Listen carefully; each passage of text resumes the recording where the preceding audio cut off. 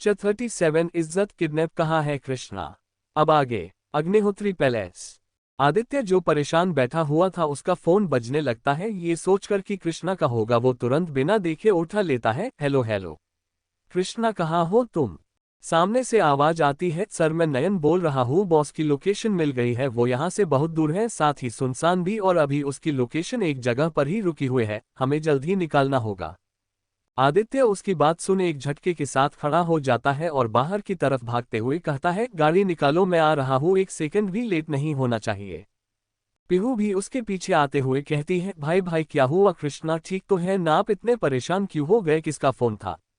Aditya gate के पास Fukushima जाता है और अपने चेहरे के भाव को ठीक करते हुए पीछे मुड़ कहता है, कुछ नहीं हुआ है बच्चा, मैं कृष्णा को लेने जा रहा हूँ, ठीक है आप यही इंतजार करिए, मैं उसे लेकर आता हूँ, फिर दोनों मिलकर उसे डांटते हैं, ठीक है बाहर मत जाएगा। रंधावा मैंशन में जसवंत जी जो अपने कमरे में आराम कर रही थी एक तेज आवाज के साथ उठ के बैठ जाती है। कृष्णा। सुबह का समय था, सभी नीचे हॉल में बैठे हुए थे। कल जसवंत जी की तबीयत रात में खराब हो गई थी, इसीलिए सुबह उनकी नींद जल्दी नहीं खुली। रणजीत जी ने भी उन्हें उठाना ठीक नहीं समझा। जसवंत जी की आवाज सुन सभी घबराहट जाते हैं और एक साथ ऊपर उनके कमरे की तरफ भागते हैं। जैसे ही गेट के पास पहुंचते हैं तो देखते हैं कि जसवंत जी बेड से उतरने की कोशिश कर रही है, साथ ही कुछ बड़बड़ा रही है। अभी तक सभी ऊपर आ गए थे। उन्हें ऐसे देख सभी कमरे के अंदर आते हैं और रणजीत जी उनके पास जाकर पूछते हैं, क्या हुआ जसवंत, आप इतनी जोर से क्यों चीखी और आपको इतना पसीना क्यों आ रहा है, आपकी तबीयत तो ठीक है ना। रोहन जल्दी से डॉक्टर को कॉल करो और यहाँ आने को कहो। नहीं नहीं, मुझे डॉक्टर नहीं चाहिए, मैं ठीक हूँ। वो कृष्णा ठीक नहीं है, मैंने देखा वो ठीक नहीं है, उसे कुछ हो गया है। मैंने देखा खून खून ना था वहाँ प जसवंत जी बहुत ज्यादा पैनिक हो गए थी, उनका पूरा चेहरा पसीने से भीग गया था। सोनी बात पूरी करते करते वो बेहोश होकर पीछे गिरने लगती है। तभी कियान बेड के दूसरी तरफ जाकर उन्हें पाकर लेता है। रणजीत जी और कियान मिलकर उन्हें अच्छे से लेटा देते हैं। अभी भी उनके चेहरे पर डर और घबराहट दिख रहा था। सभी बहुत ज्यादा घबरा जाते हैं। अभी उनको ठीक हुए 2 महीना भी नहीं हुआ था। रोहन जल्दी से डॉक्टर को कॉल कर घर आने को कहता है। नेहा जसवंत जी के पास बैठ उनके चेहरे को पोंछने लगती है। दूसरी तरफ एक खंडहर नुमा घर जो न ज्यादा बड़ा था और न ज्यादा छोटा, बाहर से देखने में ऐसा लग रहा था कि वहां किसी इंसान का नामो निशान नहीं होगा। उस घर के आसपास और कोई घर नहीं था। घर के चारों तरफ कुछ गार्ड खड़े थे। चारों तरफ बड़ा मैदान था जहां कई गाड़ियां लगी हुई थी। घर अंदर से भी पुरानी और थोड़ी टूटी फूटी थी। अंदर बस एक हॉल और 2 कमरे थे, उन्हीं में से लेफ्ट वाले कमरे के अंदर का नजर अलग था। चारों तरफ अंधेरा, उसमें बीच में सीलिंग से लटकती एक बल्ब जो आसपास के चीजों को अच्छे से दिख पा रही थी। उस बल्ब के नीचे चेयर पर कोई बंधा हुआ था, उसका सिर नीचे लटका हुआ था, जिससे साफ पता चल रहा था कि वो इंसान बेहोश है। उसके बल उसके चेहरे को ढक रहे थे। सिर से लगातार खून की बूंद जमीन पर गिर रही थी। तभी उस कमरे के बाहर से कुछ जूतों की आवाजें आने लगती है। कुछ पल बाद ही कमरे में 2 लोग आते हैं और कुर्सी पर बंधे उस इंसान के पास जाकर खड़े हो जाते हैं। बल्ब की रोशनी में उस दोनों का चेहरा दिखने लगता है। दोनों की उम्र 27-28 साल थी। उनमें से एक वही लड़का था जो उसको हॉल में बात कर रहा था। वो लड़का उस लड़की के सिर को एक झटके के साथ उपकर है, जिससे उसके चेहरे की थोड़ी झलक दिखने लगती है। बाकी का चेहरा बालों से ढका हुआ था। वो उसके चेहरे से बाल को हटाते हुए दूसरे लड़के से कहता है, देख यार सुभान, क्या लड़की है, आज तक हमने कभी इतनी सुंदर लड़की के मजे नहीं लिए। सुभान सच बोला राहुल, तूने क्या माल है ये, आज इसे चखने में मजा ही आ जाएगा। राहुल उसको लड़की के गालों को जोर से पकड़कर कहता है, साली ने हमारा धंधा बंद कराया है, न इसकी इजाजत को नीलाम होते सारी दुनिया देखेगी। इसे तो मैंने तड़पा तड़पा कर नहीं मारा, न तो मेरा नाम भी राहुल खेतान नहीं। सुभान मतलब आज एक पूरी फिल्म बनेगी, यहाँ मजा आ जाएगा भाई, मुझसे रहा नहीं जा रहा, जल्दी कर। राहुल हाँ हाँ हाँ हाँ हाँ, तेरे में सब्र नहीं है, चल फोन से अच्छे से शूट करना, कुछ भी छूटना नहीं चाहिए, तब तक मैं इसके हाथ खोलता हूँ। सुभान अरे ये क्या कर रहा है, तुम हाथ क्यों खोल रहा है, इसे होश आ गया तो। राहुल अरे तुम क्यों डर रहा है तो ये एक लड़की ही ना, अगर होश आ भी गया तो क्या थोड़ी देर बाद खुद भी मजे लेगी। राहुल उसका हाथ खोल देता है और अपनी जैकेट निकलकर फेंक देता है। फिर उस लड़की के पास जाकर उसके चेहरे के तरफ अपने हाथ बढ़ाते कहता है, इतनी बड़ी कंपनी की सीईओ आज हरा शिकार बनेगी, हाँ हाँ। वो उसके चेहरे को जैसे ही छूने वाला होता है कि अचानक वहां एक तेज चिल्लाने के आवाज के साथ एकदम सन्नाटा फैल जाता है। आ आ सुनसान रास्ते पर वही जहां कृष्णा की कार का एक्सीडेंट हुआ था वहां एक साथ 5 गाड़ियां आकर खड़ी होती है। पहली गाड़ी से आदित्य निकलता है जिसकी नजर सामने कृष्णा की कार पर जाती है तो वो डरते हुए वहां जाता है। कार के आगे बोनट की हालत बहुत खराब थी, पेड़ से टकराने के कारण आगे का सारा हिस्सा टूट गया था। आदित्य कार की हालत देख बहुत घबरा जाता है और आगे ड्राइविंग सीट की तरफ भागता है, लेकिन वहां का नजारा देख उसके कदम लड़खड़ा जाते हैं। वो यहाँ पीछे नयन उसे पकड़ लेता है, नहीं तो आदित्य गिर जाता। आगे का गेट खुला हुआ था और चारों तरफ कांच ही कांच बिखरा हुआ था। स्टीयरिंग पूरा खून से रंगा हुआ था जिससे साफ पता चल रहा था कि कृष्णा को कितनी बुरी तरीके से चोट लगी होगी। मगर जो सबसे हैरान करने वाली बात थी वो ये कि कार के अंदर कोई था ही नहीं।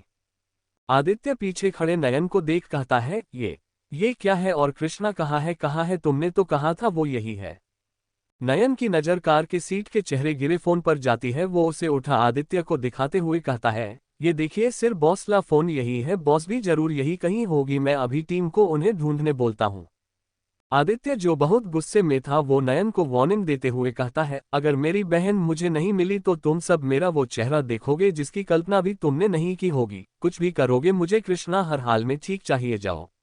नयन जी सर। उसके बाद वो सभी गार्ड के साथ आसपास देखने लगता है। आदित्य वही कार से लग खड़े हो जाता है, उसकी आंखें रोने और गुस्से की वजह से लाल हो गए थी। वो अपने हाथ कार पर मारते हुए खुद से कहता है, कहाँ हो तुम कृष्णा? मैं तुम्हें नहीं खोना चाहता, बस हल्दी से मिल जाओ प्लीज। माँ पापा कृष्णा की रक्षा करना। वो खुद से बात कर ही रहा था कि तभी 34 लड़ाई और कृष्णा मिल गई गन शॉट। सुनसान रास्ते पर वही जहां कृष्णा की कार का एक्सीडेंट हुआ था वहां एक साथ 5 गाड़ियां आकर खड़ी होती है। पहली गाड़ी से आदित्य निकलता है जिसकी नजर सामने कृष्णा की कार पर जाती है तो वो डरते हुए वहां जाता है। कार के आगे बोनट की हालत बहुत खराब थी, पेड़ से टकराने के कारण आगे का सारा हिस्सा टूट गया था। आदित्य कार की हालत देख बहुत घबरा जाता है और आगे ड्राइविंग सीट की तरफ भागता है, लेकिन वहां का नजारा देख उसके कदम लड़खड़ा जाते हैं। वो यहाँ पीछे नयन उसे पकड़ लेता है, नहीं तो आदित्य गिर जाता। आगे का गेट खुला हुआ था और चारों तरफ कांच ही कांच बिखरा हुआ था। स्टीयरिंग पूरा खून से रंगा हुआ था जिससे साफ पता चल रहा था कि कृष्णा को कितनी बुरी तरीके से चोट लगी होगी। मगर जो सबसे हैरान करने वाली बात थी वो ये कि कार के अंदर कोई था ही नहीं। आदित्य पीछे खड़े नयन को देख कहता है, ये क्या है और कृष्णा कहाँ है? तुमने तो कहा था वो यही है। नयन की नजर कार के सीट के नीचे गिरे फोन पर जाती है। वो उसे उठा आदित्य को दिखाते हुए कहता है, ये देखिए सर बॉस का फोन यही है, बॉस भी जरूर यही कहीं होगी, मैं अभी टीम को उन्हें ढूंढने बोलता हूँ। आदित्य जो बहुत गुस्से में था वो नयन को वार्निंग देते हुए कहता है, अगर मेरी बहन मुझे नहीं मिली तो तुम सब मेरा वो चेहरा देखोगे जिसकी कल्पना भी तुमने नहीं की होगी। कुछ भी करो, मुझे कृष्णा हर हाल में ठीक चाहिए। जाओ। नयन जी सर। उसके बाद वो सभी गार्ड के साथ आसपास देखने लगता है। आदित्य वही कार से लग खड़े हो जाता है, उसकी आंखें रोने और गुस्से की वजह से लाल हो गए थी। वो अपने हाथ कार पर मारते हुए खुद से कहता है, कहाँ हो तुम कृष्णा? मैं तुम्हें नहीं खोना चाहता, बस हल्दी से मिल जाओ प्लीज। माँ पापा कृष्णा की रक्षा करना। वो खुद से बात कर ही रहा था कि तभी अब आगे आदित्य जो खुद से बात कर रहा था और कृष्णा के ठीक होने की कल्पना कर रहा था, अचानक उसके दिमाग में कुछ आता है। वो नयन को देख जो वही था उससे कहता है, हॉस्पिटल। हाँ हॉस्पिटल में पता करो, उसे चोट लगी है, हो सकता है कोई उसे हॉस्पिटल ले गया हो आसपास, चाहे मुंबई का कोई भी हॉस्पिटल क्यों ना हो, सब में पता करवाओ, साथ ही बाकी के गार्ड को यही ढूंढने के लिए कहो। नयन जी सर, मैं अभी पता करवाता हूँ। आदित्य, और हाँ तुम मेरे साथ चलो, हम भी ढूंढते हैं। दूसरी तरफ उस खंडहर पड़े घर में जैसे ही राहुल अपने हाथों से उस लड़की को छूने जाता है तभी वो लड़की उसका हाथ एक झटके में पकड़ लेती है। एक टक की आवाज के साथ राहुल के चिल्लाने की आवाज गूंज उठती है। सुभान जो हंसते हुए हाथ में फोन लिए वीडियो बना रहा था, उसकी हंसी एक झटके में खत्म हो जाती है। वही वो लड़की जिसका चेहरा खून के भींगा हुआ था, उसके सिर से होते हुए खून उसके आधे चेहरे पर आ गया था। वो अपने एक हाथ से खून को पोंछते हैं तो उसका पूरा चेहरा सामने आ जाता है। वैसे तो सब जानते ही है, पर फिर भी बताओ दूं कि वो कृष्णा थी जिसे मिस्टर खेतान के बेटे ने किडनैप किया था। अब वो किया था या कृष्णा खुद हुए थी ये तो उसे ही पता है। कृष्णा राहुल के सिर पर अपने सिर से एक जोरदार वार करती है और एक लात मार उसे दूर गिरा देती है। राहुल जिसका अभी कलाई टूटी थी, दोबारा सर और फिर पेट पर मार पड़ते ही जोर से कराहते हुए सीधा सामने दीवार से जा टकराता है। सुभान जो एक जगह बुत बना खड़ा था, उसे हाथ से फोन नीचे गिर जाता है। राहुल की आवाज सुन वो होश में आता है और उसके तरफ जा राहुल को संभालने लगता है। सुभान, ए लड़की, ये क्या किया तूने? राहुल, राहुल तुम ठीक तो है ना? राहुल कराहते हुए, अरे मुझे क्या पकड़ रहा है, उसे पकड़, उसे छोड़ना मत, साली ने मेरे हाथ तोड़ दिए।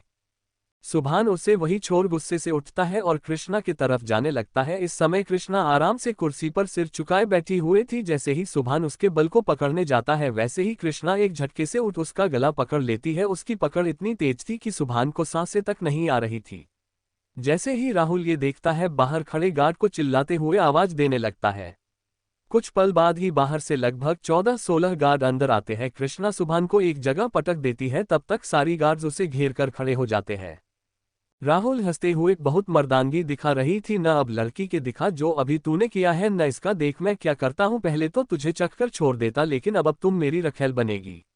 अरे देख क्या रहे हो, मारो इसे।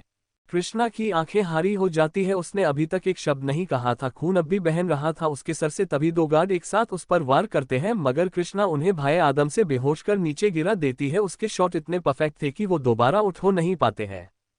राहुल गुस्से से, अरे एक एक क्या करने जा रहे हो, साथ में जाओ सभी। राहुल की बात मान सभी गार्ड एक साथ कृष्णा पर हमला करते हैं।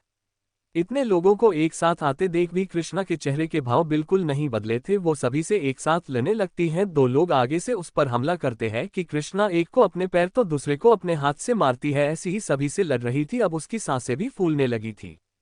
एक लड़का उसके सिर पर मारने के लिए बड़ा सा डंडा उससे सिर पर मारने ही वाला था, तभी कृष्णा नीचे हो जाती है और वो वार खली जाता है। कृष्णा उनसे लड़ रही तभी राहुल की नजर वही रखे एक गन पर जाती है तो वो उसे उठा लेता है और कृष्णा के तरफ पॉइंट कर लेता है। राहुल बिना कुछ सोचे समझे गन चला देता है। गन की आवाज सुन कृष्णा वहां से हट जाती है मगर वो गन से गोली निकलते ही सीधा सुभान के माथे की बीचों बीच लगती है और वही उसकी मौत हो जाती है। ये देख राहुल बहुत घबरा जाता है ये देखकर और वहां से हट जाता है। कृष्णा उसके बाद जल्दी सीधा वहां से निकल जाती है। उसके सिर में अब बहुत कम खून लेकिन बहुत बहुत निकल रहा था। वो कैसे भी चलते हुए एक कार के पास पहुंच उसे लेकर वहां से कृष्णा होता है। कृष्णा की कार हाईवे पर आकर रुकती है। उसमें से कृष्णा बाहर निकलकर आती है। कार चलते हुए उसे चक्कर आने लगे थे इसीलिए उसने कार रोक दी।